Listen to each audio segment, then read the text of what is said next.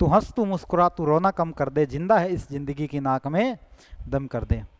मेरे प्यारे बच्चों नमस्कार, स्वागत आप सभी का 3D साइंस के YouTube चैनल पर, जहां पर मैं राजेश सुथार स्वागत करता हूं आपके अपने प्यारे से सेशन के अंदर। तो आप पीछे एक चीज़ देख रहे होंगे, एक कवर पेज सा लगा हुआ है एक बुक का, ठीक है, एक कवर पेज आप देख रहे होंगे। तो इस कवर पेज का क्या अहमियत है या क्या इस कवर पेज की अहमियत है, ठीक है। अब ये कवर पेज आपने देखा है मेरे पीछे ठीक लगा हुआ बोर्ड के ऊपर, और मैं आपके सामने एक बुक और दिखा देता हूँ। ये बुक है बच्चे सामान्य विज्ञान की, जिसके अंदर आपको वन लाइनर क्वेश्चंस मिलेंगे, लगभग 5000 क्वेश्चंस का बूस्टर पैक मिलेगा आपको। इसमें पूरे 5000 क्वेश्चंस का बूस्टर पैक है, पूरे 5000 क्वेश्चंस इसके अंदर है। वन लाइनर की फॉर्म में छोटी सी बुक है ये, जिसके अंदर लगभग 120 पेज के आसपास रहेंगे, जो आप इजीली 3 या 4 घंटे में पढ़ सकते हो। जो वन लाइनर क्वेश्चंस का जो लास्ट का जो कैप्सूल होता है ना, वो ये है। इसके अंदर आपको सारे के सारे साइंस के मिलेंगे, जो एनसीईआरटी बेस्ड होंगे, 6 से लेके 12 तक कंप्लीट होगी। फिजिक्स होगी, केमिस्ट्री होगी और बायोलॉजी होगी। इस बुक का लिंक आपको डिस्क्रिप्शन में भी मिल जाएगा, और फ्लिपकार्ट पर डायरेक्टली आप अगर आप डायरेक्टली फ्लिपकार्ट पर एक नाम सर्च करते हो, क्या, राजेश सुथार, राजेश सुथार, अगर आप ये नाम डायरेक्टली फ्लिपकार्ट पर सर्च करते हो तो आपको फ्रंट में ही ये बुक दिखाई दे जाएगी फ्लिपकार्ट के ऊपर। तो आज ही इसे परचेज कर लेना। फ्लिपकार्ट पे आई थिंक ये 140 के आसपास मिलेगी, और ऑफलाइन अगर लोगे तो आपको ये 100 रुपीज़ के आसपास मिल जाएगी। और निधि पब्लिशिंग एनपीएच की एक साइट है, निधि पब्लिशिंग हाउस की, तो अगर उसके ऊपर आप लोगे तो ये लगभग 110 रुपये में मिल जाएगी। फिर भी अगर कोई दिक्कत आती है किसी बच्चे के, तो आप इस नंबर के ऊपर कांटेक्ट कर सकते हो। नंबर रहेगा आपका 95 829 5105। इस नंबर पर आप गूगल पे, फ़ोन पे, जो भी आप यूज़ करते हो ई बैंकिंग, उससे कर सकते हो। लगभग 110 रुपये के आसपास यहाँ से ये फ्री डिलीवरी में आपके पास आ जाएगी। तो इस बुक में पूरा कंटेंट भर भर के डाला हुआ है, तो आप घबराइए मत। आज का जो सेशन रहेगा उस सेशन का आगाज़ करते हैं मेरे बच्चे। इस सेशन में जो आज हम बात करेंगे ना, वो हम करने वाले हैं वर्क के ऊपर।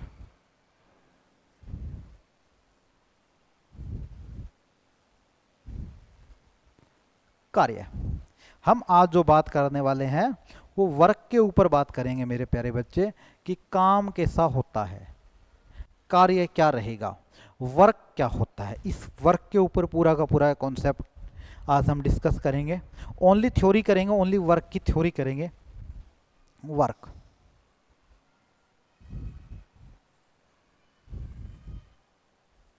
कार्य, वर्क या फिर कार्य। आप देख रहे हो बोर्ड इजीली दिखाई दे रहा है। अब इस वर्क के बारे में अगर मैं बात करूं तो वर्क होता क्या है, जैसे मान लो एग्जांपल ले लो,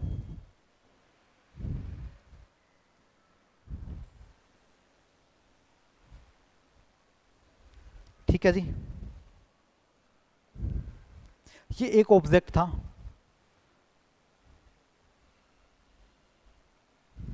जो ए पॉइंट पर था जी मेरे बच्चे, ए पॉइंट पर था। मैं इसी ऑब्जेक्ट को बी पॉइंट पर लेके आना चाहता हूं, ठीक है। मैंने आपको कहा कि सुबह उठते ही मैंने आपको ये कहा कि आपको इसको यहां तक धकेलना है, आपको 5 करोड़ रुपए मिलेंगे, ठीक है। लेकिन ये तो पिलर था, नहीं धकेला जा रहा आपसे। तो सुबह के 9 बज गए, 9 से फिर 10, 11, दोपहर के 12 भी बज गए, फिर 1, 2, 3, शाम को 6 बज चुके हैं, लेकिन ये ऑब्जेक्ट यहीं के यहीं है। क्लियर है। मॉर्निंग में 6 AM पर आप काम करने लगे और इवनिंग में 6 PM हो चुका है, लेकिन ये ऑब्जेक्ट यहीं का यहीं है, ये ऑब्जेक्ट चेंज नहीं कर पाए। इसका मतलब आपने क्या कहा कि सर मैंने तो काम किया है, मैंने ट्राई की है काम करने के, लेकिन ये हिला ही नहीं। इसका मतलब क्या हुआ इसका मतलब क्या हुआ? इसका मतलब मेरे बच्चे ये हुआ कि अगर ये ऑब्जेक्ट यहाँ से यहाँ नहीं गया तो इसका मतलब ये ऑब्जेक्ट विस्थापित नहीं हुआ। विस्थापित नहीं हुआ इसका मतलब डिस्प्लेस नहीं हुआ। अब डिस्प्लेस नहीं हुआ, अब इसने डिस्प्लेसमेंट करने के लिए काम क्या किया? अब इस व्यक्ति ने इसके ऊपर धक्का लगाया होगा, धक्का लगाया होगा, धक्का लगाया होगा तो इसका मतलब जो धक्का लगाया है वो क्या था? फोर्स था। वो क्या था? फोर्स था। ठीक है, धक्का लगाया है, डिस्प्लेसमेंट और फोर्स, ये सारी चीजें इसके ऊपर वेरी कर रही है। डिस्प्लेसमेंट और फोर्स दोनों की दोनों चीजें। तो यहां से जो वर्क का फॉर्मूला निकल कर आया वो मेरा क्या आया मेरे बच्चे?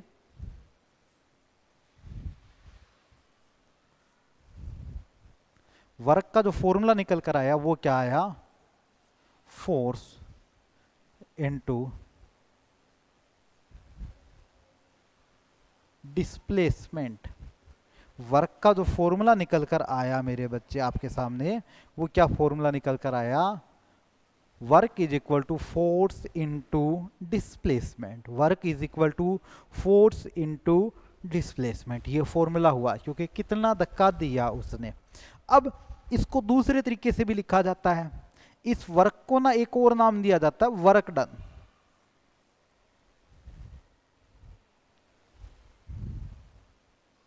एक नाम और दिया जाता है इसको, वर्क डन। मतलब वर्क डन, एक नाम और दिया जाता है इसको, वर्क डन। ठीक है, इस वर्क डन को बोला जाता है डी डब्ल्यू, जिसका फॉर्मूला क्या होता है? एफ और डी एस। क्लियर है? Where F is a force और डिस्प्लेसमेंट इज ए दिस, और मेरे पास है वर्क डन, मेरे पास ये है, तो इसका फॉर्मूला ये बोला जाता है।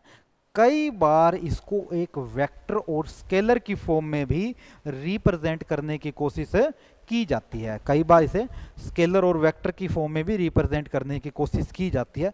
तो स्केलर और वेक्टर किस तरीके से रिप्रेजेंट करेगा मेरे बच्चे, वो बात करते हैं। तो फॉर्मूला मेरे पास बना ये डी डब्ल्यू। क्लियर है? हमें पता है जो फोर्स है वो एक मेरे पास क्या है? मेरे पास एक वेक्टर क्वांटिटी है। फोर्स मेरे पास एक क्या है मेरे बच्चे? वेक्टर क्वांटिटी है। तो वेक्टर क्वांटिटी के ऊपर एरो का सिंबल आता है ना? आता है या नहीं आता मेरे बच्चे? बिल्कुल आता है जी, एरो का सिंबल आता है फोर्स के ऊपर। चलिए जी, इनके बीच में दो वेक्टर क्वांटिटी, दूसरी वेक्टर क्वांटिटी मेरे पास क्या है? D S. क्लियर है? इसके ऊपर भी क्या आया? एरो का सिंबल आ गया जी। चलो आ गया गुरुजी, आपकी बात सराखों पे। तो इनके बीच में एक चीज आती है, ये चीज क्या है? न कि मल्टीप्लाई है ये चीज क्या है मेरे बच्चे? इसको बोलते हैं डॉट प्रोडक्ट। ठीक है, किसी क्वांटिटी के बीच में ये चीज आ जाए डायरेक्टली, इसको बोलते हैं डॉट।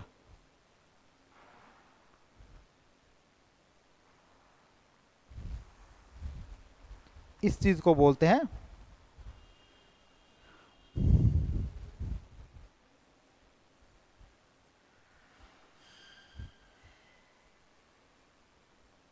डॉट प्रोडक्ट, इसको बोलते हैं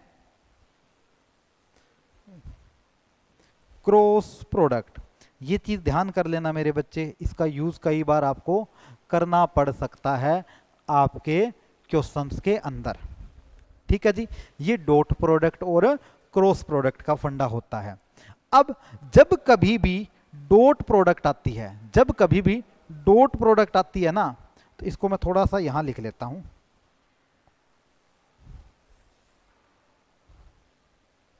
जब कभी भी डॉट प्रोडक्ट आती है, जब कभी भी डॉट प्रोडक्ट आती है, तो डॉट प्रोडक्ट की जगह लगाया जाता है कोस थीटा, और क्रॉस प्रोडक्ट की लगाया जाता है साइन थीटा। डॉट की जगह कोस थीटा और उसकी जगह साइन थीटा लगाया जाता है मेरे बच्चे। आया क्लियर? हुआ क्लियर? कुछ दिमाग में घुसी नई चीज, तो इसका मतलब मेरे पास रिजल्ट क्या बन चुका है, मेरे पास जो रिजल्ट बन चुका है वो बन चुका है मेरे बच्चे D W is equal to F.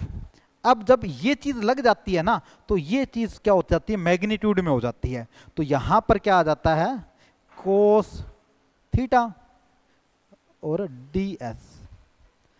Theta क्या है, थीटा है between force and displacement.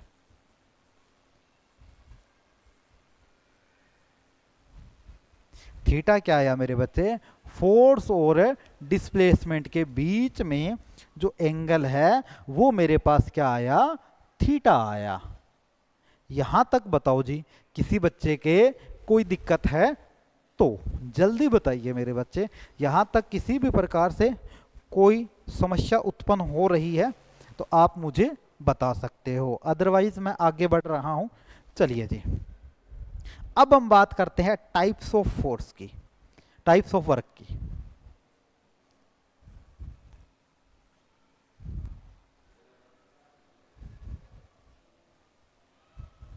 Types of work,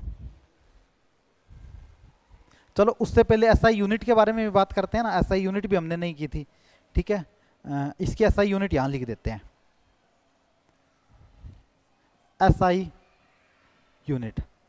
SI unit का मीनिंग क्या है, आपके आस पड़ोस में एक चीज जरूर होगी, क्या, कि कोई ना कोई व्यक्ति मनरेगा से में काम जरूर कर रहा होगा।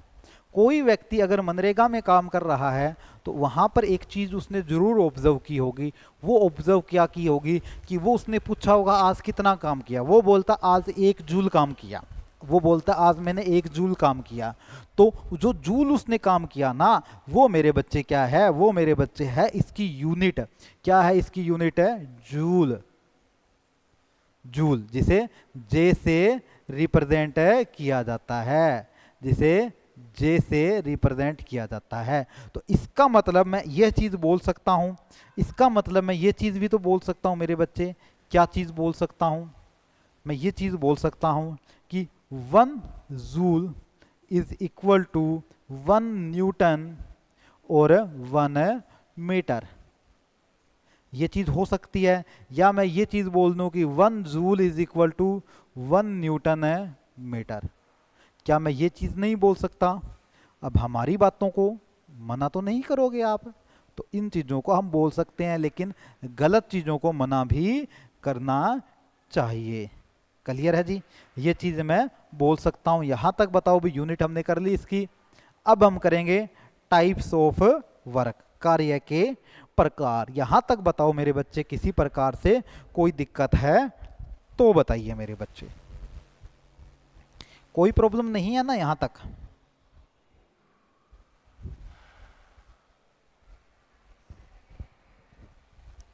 कोई दिक्कत नहीं है ना?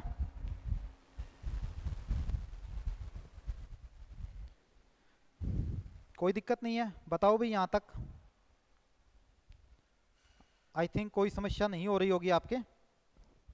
चलिए जी, आगे बढ़ते हैं मेरे बच्चे, आगे बढ़ते हैं।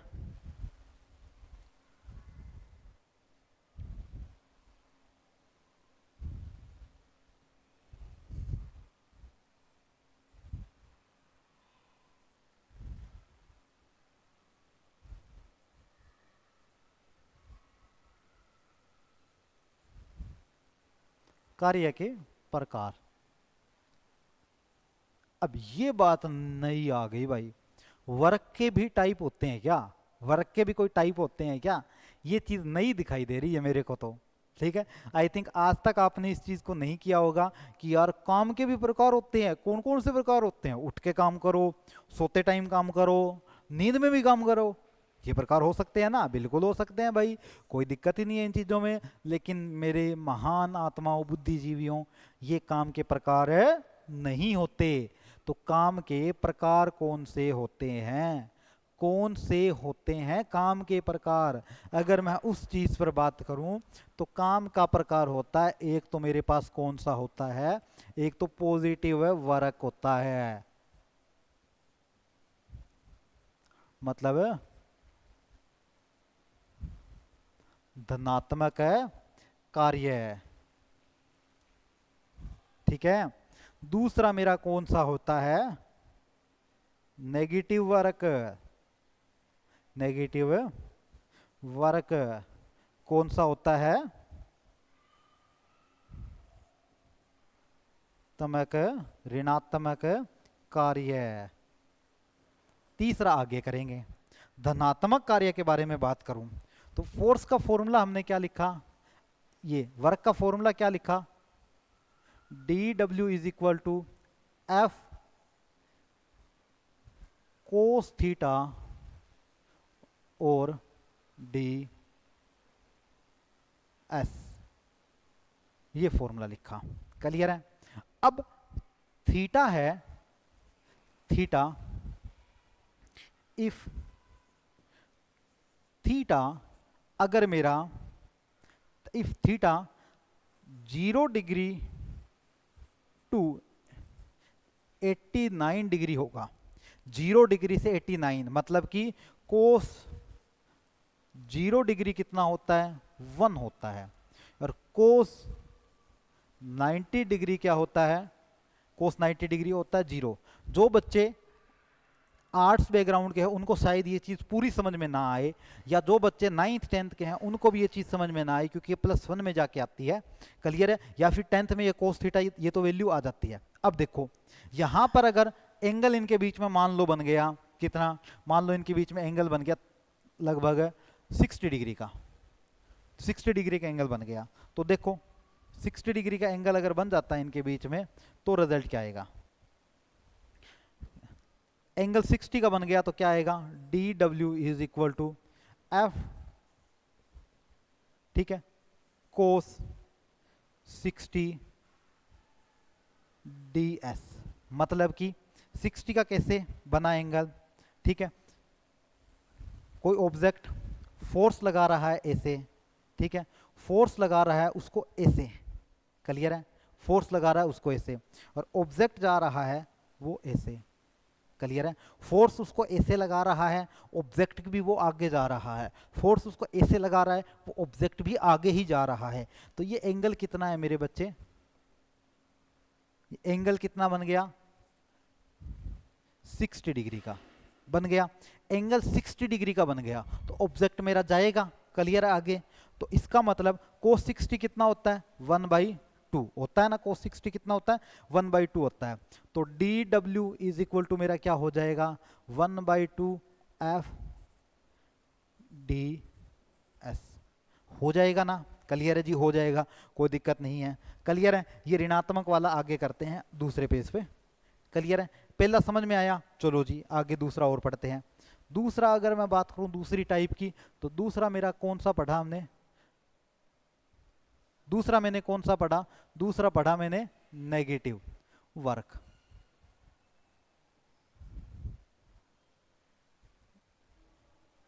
ऋणात्मक कार्य, ऋणात्मक कार्य। अब ऋणात्मक कार्य के बारे में मैं बात करूं तो ऋणात्मक कार्य कैसा होगा, ऋणात्मक कार्य कैसा होगा।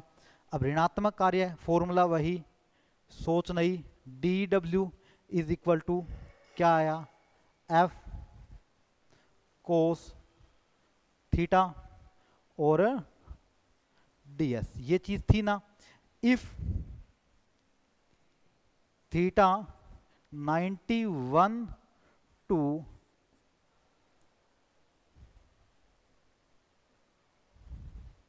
91 से कहाँ हो जाए, 180 हो जाए, 91 से 180 हो जाए, तो देखो कोस 180 कितना होता है, कोस 180 होता है -1, क्लियर है, -1, क्लियर है जी। अब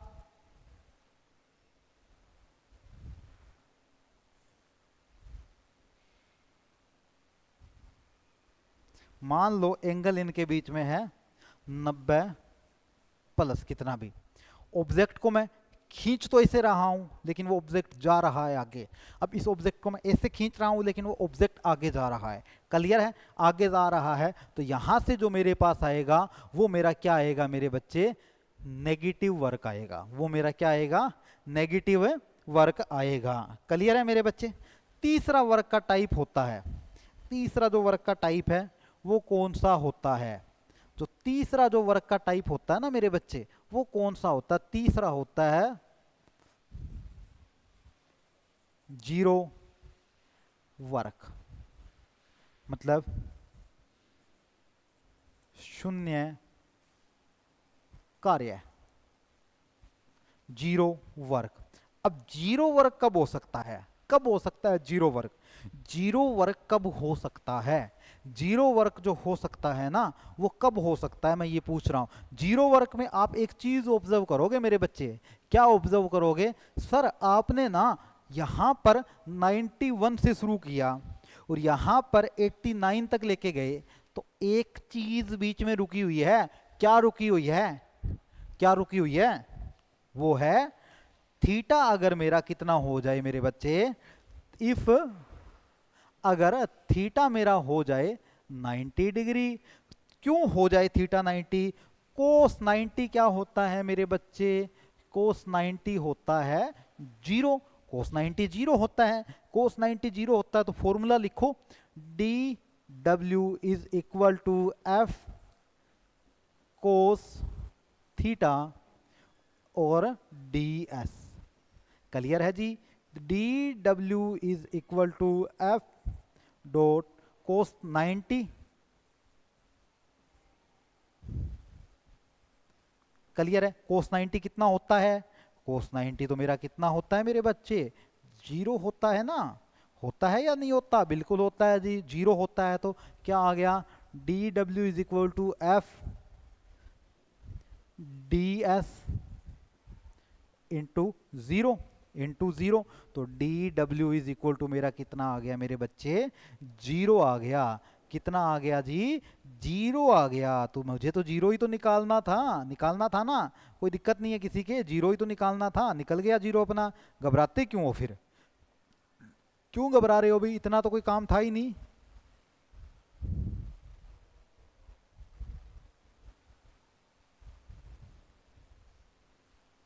कोई दिक्कत किसी के यहाँ तक? बताओ जी मेरे बच्चे, यहाँ तक किसी भी बच्चे के कोई दिक्कत है तो बताइए, जल्दी बताओ भाई। यहाँ तक किसी भी बच्चे की कोई दिक्कत है तो बताइए। चलिए जी आगे बढ़ते हैं, एक प्यारा सा क्वेश्चन देते हैं। If A mass of object, if A mass of object is 4 kg and its acceleration is 2 meter inverse second square। Clear है? दे object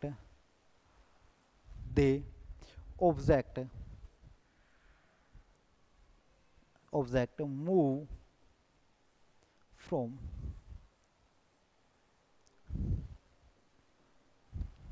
initial to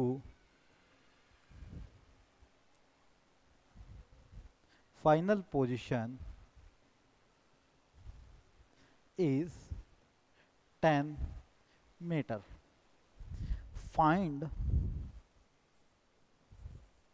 the work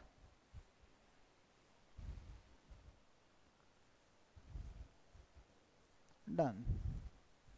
हमें वर्क डन फाइंड करना है, हमें वर्क डन फाइंड करना है। खूबसूरत questions, प्यारा questions, 2 या 3 कॉन्सेप्ट का मिला जुला क्वेश्चंस, इजी सा क्वेश्चंस। जल्दी से इस क्वेश्चंस का मेरे बच्चे आंसर निकालिए। बहुत प्यारा सा क्वेश्चंस है, खूबसूरत सा क्वेश्चन, एग्जाम में पक्का छपता है भाई। ठीक है, जल्दी बताओ इसका आंसर। चलिए जी सॉल्यूशंस मैं ही करता हूं। क्या आएगा देखो, मुझे एक तो ये चीज दे रखी है मास, मास एम कितना दे रखा है? 4 kg दे रखा है जी। दूसरी मुझे एक्सलेशन कितनी दे रखी है? एक्सलेशन कितनी दे रखी है? मुझे 2 मीटर सेकेंड स्क्वायर दे रखा है, बिल्कुल जी। ठीक है, वर्क का फॉर्मूला क्या होता है, D W is equal to F D S, होता है या नहीं होता, बिल्कुल होता है जी। तो यहाँ से मैं फोर्स निकाल सकता हूँ ना, क्या होता है, एम इंटू ए होता है, कितना आया 4 इंटू 2, कितना 8 न्यूटन। क्लियर है। डिस्प्लेसमेंट कितनी दे रखी है, डिस्प्लेसमेंट मुझे डी एस कितना दे रखा है मेरे बच्चे, डी एस मुझे दे रखा है इनिशियल टू फाइनल पोजिशन, कितना 10 मीटर मूव हुआ है, तो 10 मीटर मुझे यहाँ पर दे रखा है। फॉर्मूला आपके पास है, इस फॉर्मूले में आप वैल्यू पुट कर सकते हो। तो D W is equal to, force की वैल्यू मेरे पास कितनी आई 8 न्यूटन इंटू 10 वैल्यू किसकी आई, डीएस की वैल्यू मुझे गिवन है, तो कितना आया 80 जूल। आंसर आ गया। बताओ जी मेरे प्यारे बच्चे, मेरे प्यारे बहादुर बच्चों, बताइए इसका आंसर क्लियर हुआ, क्वेश्चन क्लियर हुआ या नहीं हुआ। खूबसूरत सा क्वेश्चन है ना, पक्का एग्जाम में छपने वाला क्वेश्चन है। ऐसे ही क्वेश्चंस आपको इसी चैनल के माध्यम से करवाए जाते हैं। क्लियर है। और इस चैनल पर कंप्लीट जो एचटेट का बैच है ना, कंप्लीट जो एचटेट का बैच है, एचटेट मतलब हरियाणा टीचिंग एलिजिबिलिटी टेस्ट, मतलब टीचर्स बनने के लिए जो साइंस का जो एचटेट देना पड़ता है, उसकी फ्री ऑफ कॉस्ट तैयारी करवाई जाती है। एक रत्ती भर भी पैसा नहीं लिया जाता आपसे, फ्री। और ऐसे ही अद्भुत अद्भुत क्वेश्चंस जो प्रीवियस ईयर में आए हुए होते हैं, और एक्सपीरियंस्ड फैकल्टी करवाती है आपको। क्लियर है। मेरे से आप वाकिफ हो, मेरे पोस्टर्स वगैरह काफ़ी ज़्यादा है, मैंने खुद वो बुक लिखी है, आप फ्रंट में देखा होगा आपने। तो आपको एक्सपीरियंस फैकल्टी ये सारी चीज़ें आपको करवाती है। क्लियर है जी। यहाँ तक बताओ मेरे बच्चे, किसी के कोई दिक्कत। मिलेंगे अगले सेशन में, अपना ख्याल रखिए, सुरक्षित रहिए। Thank you everyone and thanks to all. Channel को सब्सक्राइब जरूर कर लेना मेरे भाई, चैनल को सब्सक्राइब जरूर कर लेना, ये बात नहीं चलेगी फ्री में वीडियो देखने वाली।